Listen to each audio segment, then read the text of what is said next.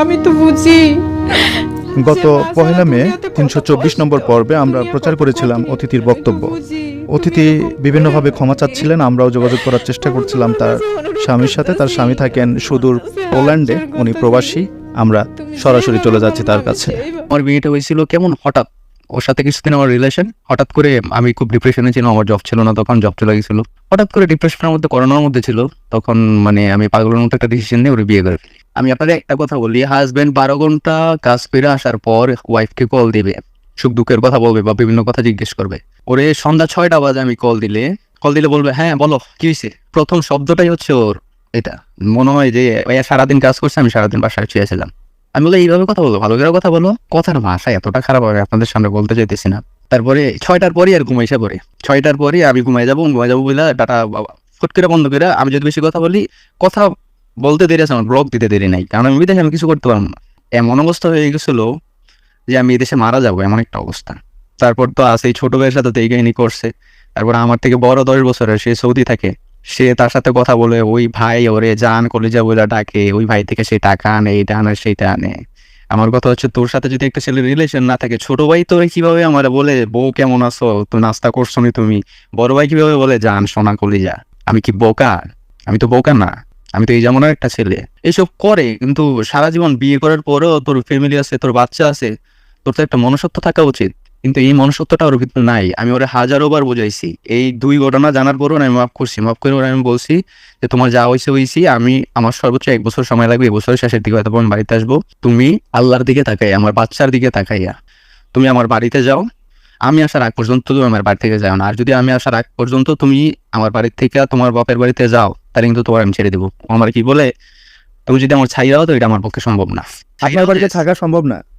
না, সম্ভব না, এই বাবার বাড়িতে থাকবো, এটা এর পক্ষে জীবনে সম্ভব না। বাবার বাসায় গেছে আবার, ওরা আমি অনেক রিকোয়েস্ট করে ওর হাতে পায়ে ধরে, বউ সোনার লক্ষ্মী, ওরা আমি ভালোবাসা দিয়েও আমার কাছে রাখার চেষ্টা করছি, ভয় দেখেও রাখার চেষ্টা করছি। মানে ওরা আমি এমনও বলছি, দেখ তোর কাবিনের টাকা 1.5 লাখ টাকা, এটা আমার 1 মাসের বেতনও না, আমি তো ছাড়ে দিতে পারবো যে কোনো সময়।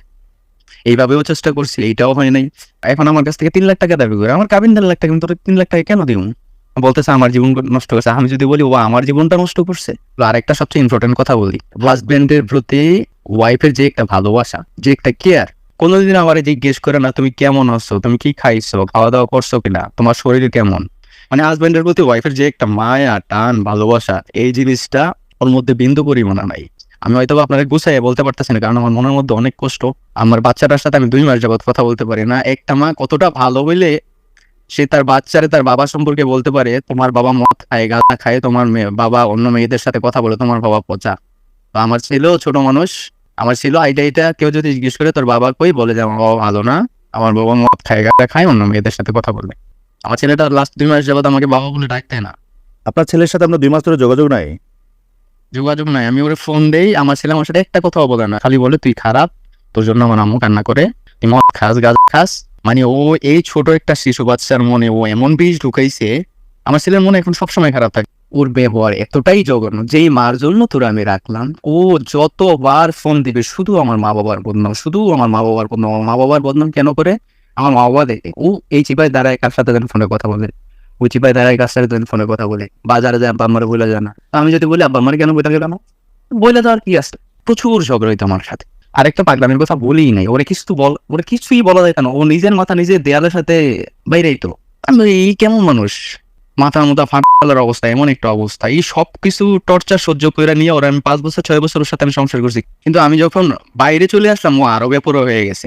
এখন আমি ওরে কিছুই বলতে পারি না, ও কথায় কথায় আমার ব্লক মারে, কথায় কথায় আমার ব্লক মারে, 3 দিন 5 দিন 7 দিন 10 দিন আমার সাথে কথা বলেন। তা আমি চিন্তা করলাম, একটা মেয়ে হাজবেন্ডের সাথে কথা না বলে কিভাবে থাকতে পারে? আমি তো একদিন কথা না বললে আমার পাগলের মতো লাগে, কারণ আমার মাথায় অন্য কিছু নাই যে আমি ছাইরা দিয়ে অন্য কারো বিয়ে করবো বা অন্য কারোর সাথে কথা বলে। আমার কাজে যাই, কাজ থেকে বাসায় এটা রান্না করি, এর সাথে কথা বলে, আমার রোজ প্রতিদিনের ডিউটি এটাই।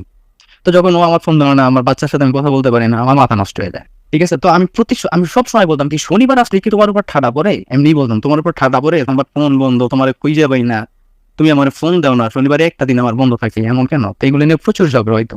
আবার বলতো কি আমার খালি ঘুম আসে, আমার খালি ঘুম আসে, অথচ ওই ছেলের সাথে সারা রাত কথা বলতো। সবকিছু আমি পরে শুনছি, বুঝছি। আমি লাস্ট 3 মাস যাবো তোর আমি টাকা দিই না, ঠিক আছে, সেই মানুষের কাছে বলে আমি নাকি ওরে টাকা দিন। আচ্ছা ভাই, এত কষ্ট করে আমি ইনকাম করি কার জন্য? আমার ছেলে আর বউরে যদি আমি না দিই, আমি কারে দিই টাকা?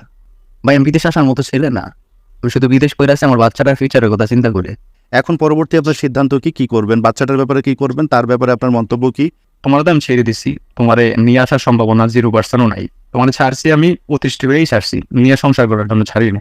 আমি আপনাদের কাছে অনুরোধ করতেছি আপনাদের মাধ্যমে, আমার ছেলেটার সাথে যাতে আমার একটু কথা বলতে দেয়, আমার যোগাযোগ করতে দেয়। আমার ছেলে যতদিন পর্যন্ত আমার কাছে না আসবে ততদিন পর্যন্ত আমার মনে শান্তি থাকবে না। আমি এমনও বলছি, দেখো তুমি মনে করো 1 বছর তুমি জেলে আসো, সর্বোচ্চ 1 বছরের মধ্যে তোমার আমার ছেলের আমি আমার কাছে নিয়ে আসবো। তুমি আকাম করছো, প্রোগ্রাম করছো, খারাপ কাজ করছো, সবকিছু আমি বুঝা যাবো। যদি তুমি আমার আসার আগ পর্যন্ত আমার বাড়িতে থাকো, আমার কথা মতো চলো। ভাই কোনো কিছুতেই সম্ভব হয় না ভাই, আমি অনেক কান্নাও করছি, ওর ফোন দিয়ে অনেক কান্নাও করছি, কোনো কাজ হয়নি। ও সর্বোচ্চ 1 সপ্তাহ ভালো থাকে, তারপর সে আগের রূপে ফিরে আসে। এমন 1 বার 2 বার না, মিনিমাম 50 বার সুযোগ দিছি। আমার ছেলেটাকে যদি মানবিক দিক বিবেচনা করে আমার কাছে আইনা দেওয়ার ব্যবস্থা করা যায়, তাহলে আমার ছেলের ভবিষ্যৎটা ভালো হবে। আমি চাই আমার ছেলেটারে যে কোনো মূল্যেই আমার কাছে দিয়ে দিক। সে যদি চায় আমার ছেলের সাথে যে কোনো সময় দেখা করতে পারবে, খোঁজ খবর নিতে পারবে, আইটা দেখা যেতে পারবে, এটা নিয়ে আমার কোনো বাধা বিপত্তি নেই। আর এমনও না যে আমি বিয়ে করে ফেলতেছি, আমার ওই বউ ওরে আমার বাড়িতে আসতে দিবে না। ছেলের ভবিষ্যতের দিকে তাকাইয়া বইলো, ওর যদি বুঝাই শোনে আমার ছেলেটার আমার কাছে দিয়ে দেওয়া যায়, তাহলে আমার কাছে শান্তি লাগবে, আমার কাছে ভালো লাগবে। আমরা তখনও বলেছি যে সংসার আপনার, এই সিদ্ধান্ত আপনার, কোনটাতে ভালো হবে কোনটাতে মন্দ হবে। আপনি একজন প্রাপ্তবয়স্ক সুস্থ মানুষ, আপনি অবশ্যই যেটা সিদ্ধান্ত নেবেন সেটা আপনাদের ভালো হয় সেভাবেই আপনারা চিন্তা করবেন, সেটাই আমরা আশা করছি। আপনি অবশ্যই ভালো থাকবেন, আপনার জন্য দোয়া রইল।